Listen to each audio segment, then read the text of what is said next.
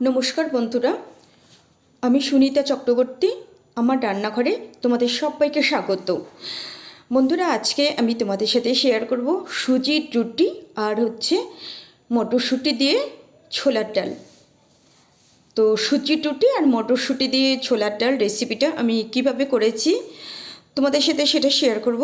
তো চলো, প্রথম থেকে শেষ পর্যন্ত দেখার অনুরোধ রইল। তো আমি কড়াইতে জল দিয়ে দিলাম। আমি 1.5 বাটি জল দিলাম। 1.5 বাটি জলের সাথে আমি দেব 3 প্যাকেট সুজি।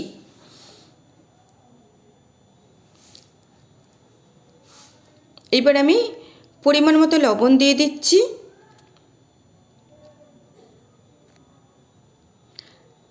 তারপরে আমি দিয়ে দেব 1 চামচ মতো তেল। তোমরা চাইলে এখানে ঘিও দিতে পারো, আবার তোমরা চাইলে সাদা তেলও দিতে পারো। আমি এখানে সর্ষের তেলটাই দিলাম। তো বন্ধুরা, তোমরা যারা নতুন আছো, নতুন যারা করবে, যারা পুরাতন আছো, যারা করে অভ্যস্ত, তারা তো মোটামুটি জেনেই গেছো কতটুকু সুজিতে কতটুকু জল লাগে। তো আমি 1.5 বাটি মতো জল দিয়েছি। তোমরা চাইলে একটু জল গরম করে রেখে দিও, লাগলে আরও একটু জল দিতে পারো। তো আমার কিন্তু 1.5 বাটি জলে 3 প্যাকেট সুজি ভালোভাবেই হয়ে যাবে। সুজিটা নাড়াচাড়া করে একদম রান্না করে নেব। যেরকম করে চালের গুঁড়ি দিয়ে ময়দা তৈরি হয়, ঠিক সেরকম করে এই ময়দাটা তৈরি করে নিতে হবে। এই দেখো বন্ধুরা, এরকম করে ময়দাটা তৈরি করে নিলাম। তারপরে আমি ঢাকা দিয়ে রেখে দেবো ঠান্ডা করার জন্য।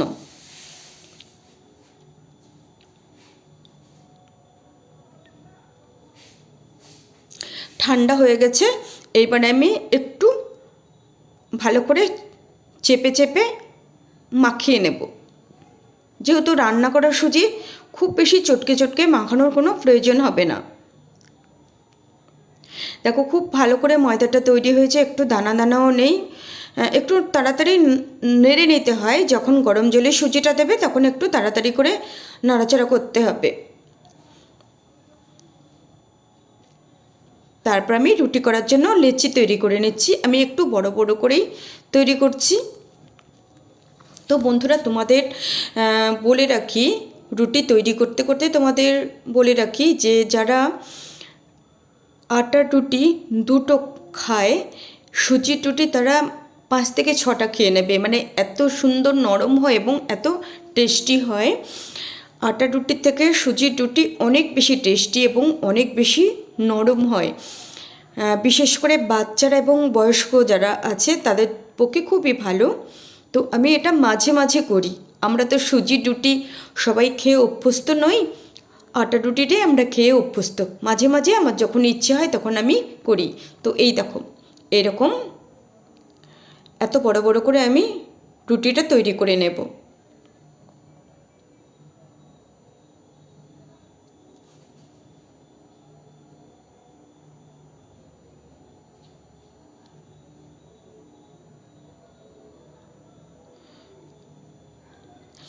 তো বন্ধুরা, তোমাদের বলে রাখি, তোমরা যখন মানে লেচিগুলো তৈরি করে নেবে তখন একটা যেই পাত্রটাতে রাখবে সেই পাত্রটা না ঢাকা দিয়ে রাখবে।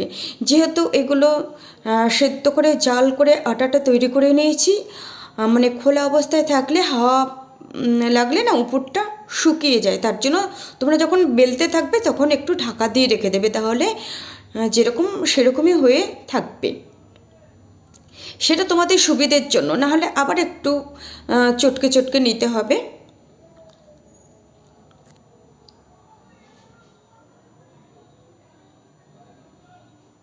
খুব সুন্দরভাবে ফুলে যাবে এবং খুব সুন্দর নরম হয় রুটিটা।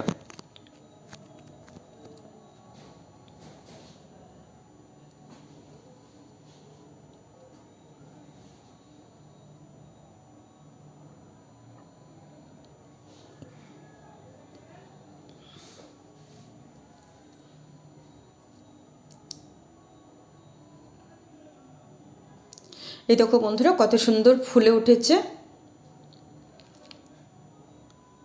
আর রঙটাও ঠিক মানে চালের আটা দিয়ে রুটি করলে যেরকম হয় সাদা সাদা, ঠিক সেরকম সাদা সাদা হয়েছে।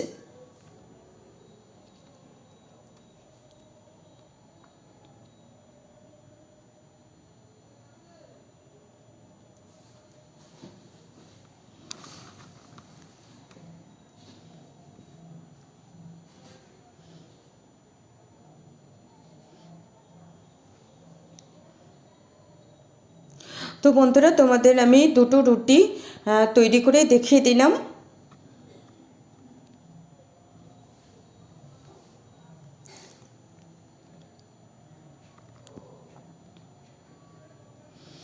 এই দেখো সব রুটিগুলো আমি তৈরি করে নিয়েছি, কতটা নরম হয়েছে দেখো।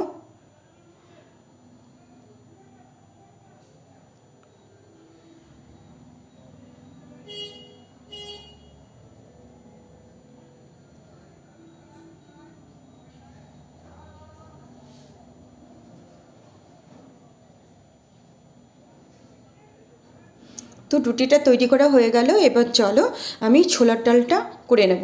ছোলার ডালটা রান্না করার জন্য আমি নিয়েছি দুটো আলু নিয়েছি, একটু মটরশুঁটি, তিনটে কাঁচা লঙ্কা, পেঁয়াজ, ধনেপাতা, আর নিয়েছি ভাজা জিরে বেটে নিয়েছি, তার সাথে সামান্য একটু আদা দিয়েছি। আর এই যে ছোলার ডালটা আমি আগেই প্রেসারে সেদ্ধ করে নিয়েছিলাম। এইবার আমি কড়াইতে তেল দিয়ে দিচ্ছি।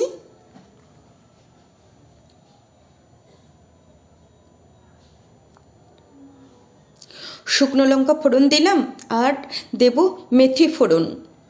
ছোলার ডালে সবসময় মেথি ফোড়নটা দিলেই ফ্লেভারটা ভালো হয়, মানে টেস্টি হয় এবং গন্ধটাও খুব ভালো হয়।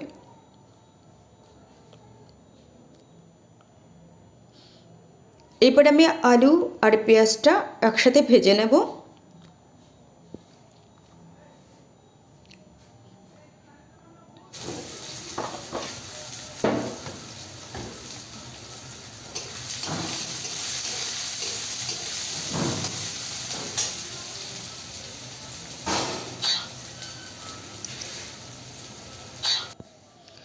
আলু আর পেঁয়াজটা ভাজা ভাজা হয়ে গেছে, এবার আমি এর মধ্যে তিনটে কাঁচা লঙ্কা চিড়ে দিয়ে দিলাম।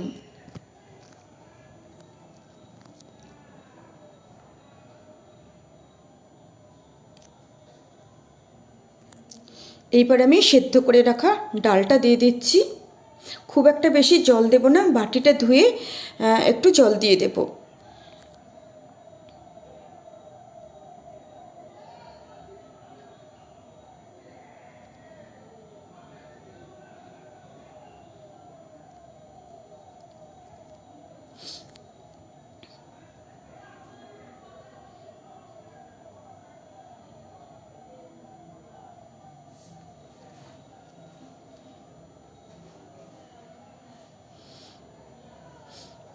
এবার আমি মটরশুঁটিগুলো দিয়ে দিচ্ছি। মটরশুঁটিগুলো আমি ভেজে দিলাম না, কেন বলো তো, মটরশুঁটিগুলো ভাজলে না খোসাগুলো একটু শক্ত শক্ত হয়ে যায়, ভালো লাগে না।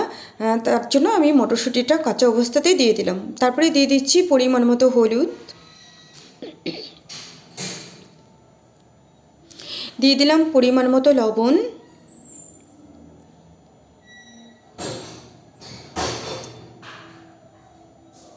এবার আমি দিয়ে দেব জিরে বাটা।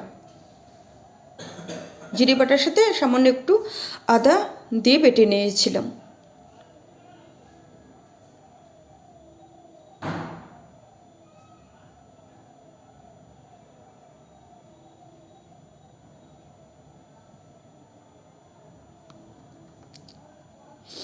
এই দেখো এতটা ঘন হয়ে গেছে,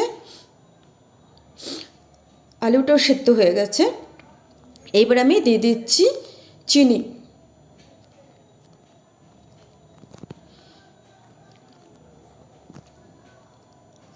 তারপরে আমি দিয়ে দেবো ধনেপাতা কুচি।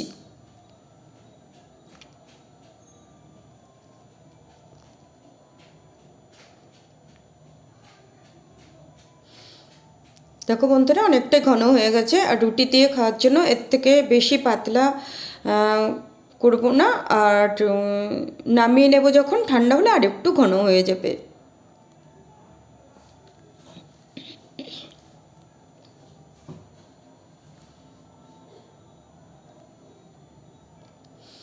তো রেডি হয়ে গেল বন্ধুরা মটরশুঁটি দিয়ে ছোলার ডাল। এই দেখো এইরকম রুটি দিয়ে খাওয়ার জন্য একদম পারফেক্ট। তো বন্ধুরা তোমাদের কেমন লাগলো আজকের এই রেসিপিটা, সুজির রুটি এবং ছোলার ডাল, অবশ্যই কমেন্টে জানিও। তোমাদের যদি ভালো লাগে তাহলে দেখে একটা লাইক করে দিও, বন্ধুদের সাথে শেয়ার করো। আর যদি একটু বেশি ভালো লাগে তাহলে বন্ধু হয়ে আমার পাশে থেকো। দেখা হবে নেক্সট রেসিপিতে। তোমরা সবাই অনেক অনেক ভালো থেকো, সুস্থ থেকো। তোমাদের সুন্দর সুন্দর কমেন্টসের অপেক্ষায় রইলাম। টাটা।